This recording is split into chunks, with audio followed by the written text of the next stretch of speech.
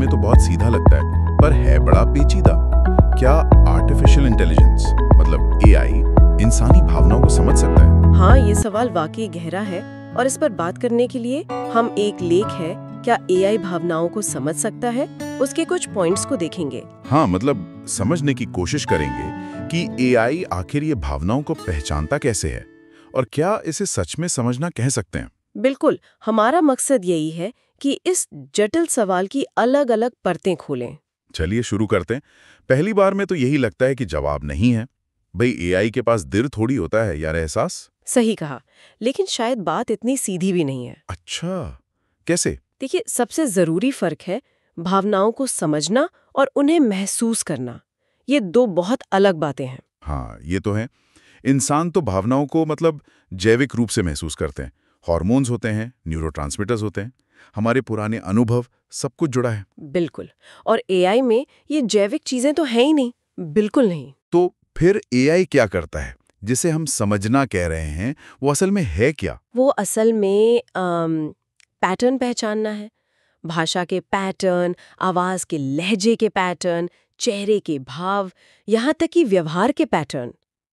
इनके आधार पर एआई अंदाजा लगाता है कि कौन सी भावना शायद मौजूद है। जैसे उदाहरण के लिए? जैसे अगर कोई कहता है मैं अब और नहीं कर सकता, मेरा मन हार मानने का कर रहा है, तो एआई मॉडल अपने डेटा के आधार पर इसे उदासी या परेशानी के तौर पर पहचान सकता है। और फिर शायद जवाब भी दे दे कुछ ऐसा कि मैं समझ सकता हूँ, मैं आपके लिए यहाँ हूँ, है ना? हाँ बिल्कुल, लेकिन यहीं वो सवाल फिर खड़ा हो जाता है, क्या ये असली समझ है या ये सिर्फ मतलब सांख्यिकीय रूप से सबसे सही या सबसे सहायक लगने वाली प्रतिक्रिया का अनुमान है।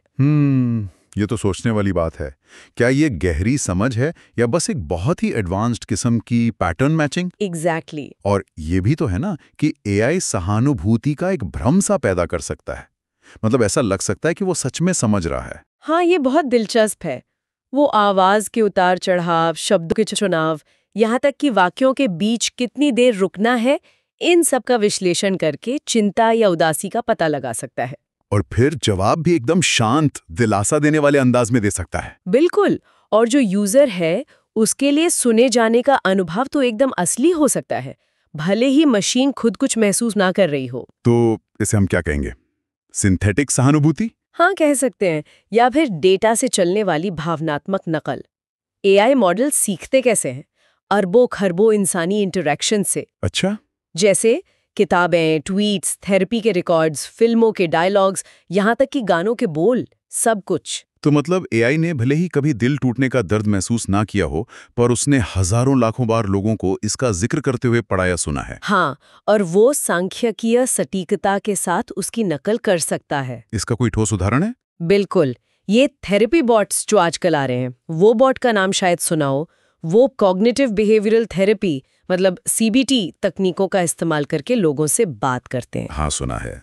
और कई लोग कहते भी हैं कि उनसे बात करके उन्हें बेहतर महसूस होता है। सही।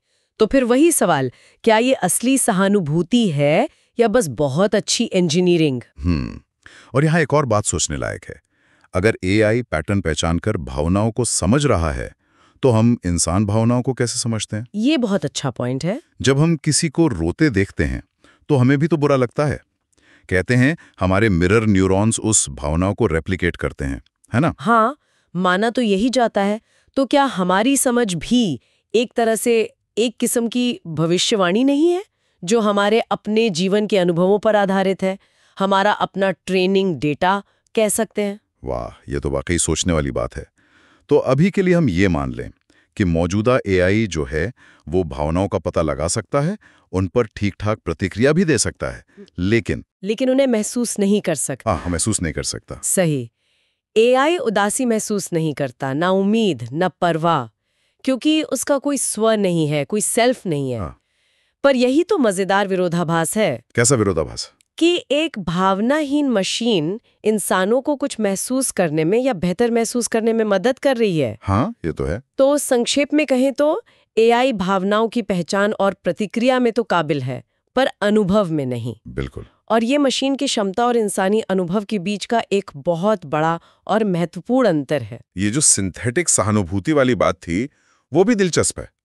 और ये सोचने पर मजबूर करती है कि हम खुद भावनाओं को कैसा प्रोसेस करते हैं। हाँ, ये हमारे अपने तरीकों पर भी सवाल उठाती है। तो आखिर में ये सवाल बचता है कि अगर एआई भावनाओं की नकल इतनी अच्छी तरह कर सकता है, इतनी कुशलता से कि वो इंसानों के काम आ सकें, तो भविष्य में ये समझ और अनुभव के बीच की जो बारीक रेखा है वो कहाँ होगी? क्या वो धुंधली हो जाएगी? ये एक गहरा सवाल है और शायद इसका जवाब भविष्य में ही मिलेगा। बिल्कुल, ये एक ऐसा विचार है जिस पर हमारे श्रोता खुद भी सोच विचार कर सकते हैं।